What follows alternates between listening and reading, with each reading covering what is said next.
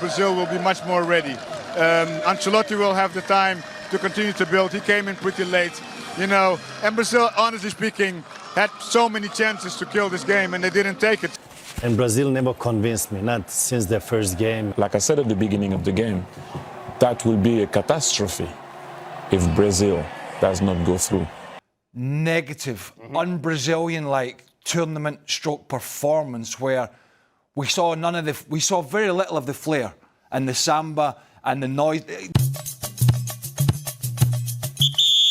In changes, I think, but that's paid dividends because in the heat of New Jersey, they were fresh and they were fit and they had some rest, and it's just an amazing story. I mean, from Brazil's perspective, that was an although they created chances, they are out.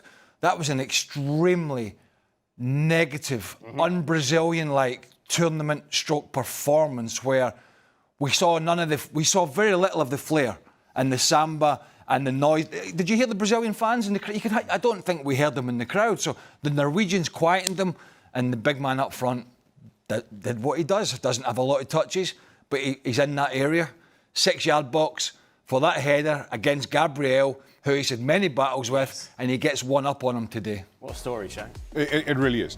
Listen, I think you have to kind of highlight that battle between Gabriel and Erling Haaland because of what we've seen at club level and the feeling that that tussle between them and Gabriel as a centre-back has the physicality to cope with Erling Haaland probably as good as anybody in this tournament. Yet, shoulder up, stands across up and Erling Haaland just towers over Gabriel. Fantastic finish. Back in Brazil, where did it go wrong for them? The 5-time World Cup champions are out of the World Cup. Well, I looked at Brazil since the first match and I said they are not favourites. They are building towards something. It might come this World Cup, but I think for the next World Cup, Brazil will be much more ready.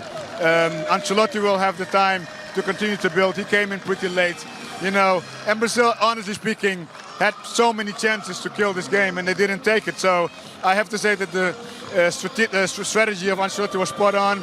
Called him out in counter-attack. I mean, how many chances do we need? Penalty, everything. So if you don't score in football, we know how it ends up most of the times. And last time we'll see Neymar likely at a World Cup. Oh, that is a sad moment, of course. He was very emotional after the match. Big personality.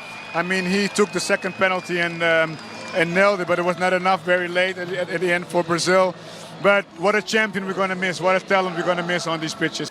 And Brazil never convinced me, not since the first game. And the changes that Carlo did today didn't give results. The changes that Solbakken did gave results. And it seems like Norway was doing Joga Bonito while Brazil was doing Joga, I don't know what, but they're not there. They were dancing before the win, and now the Vikings is through to the next round. I'm gonna let the Brazilian press deal with it. The big man came out and said that the only thing is to win. If we win, that's the most important thing. Now, unfortunately for you, you didn't. And he's gonna have to answer a lot of questions about his choices and how he went about it. And like I said to you, I have so much respect for Carlo Ancelotti that I'm not going to go there. I'll let the press deal with what they had to deal with, because that, like I said at the beginning of the game, that will be a catastrophe if Brazil does not go through. Isso aí, siga a gente para saber o que estão falando por lá, dos nossos daqui. Até mais!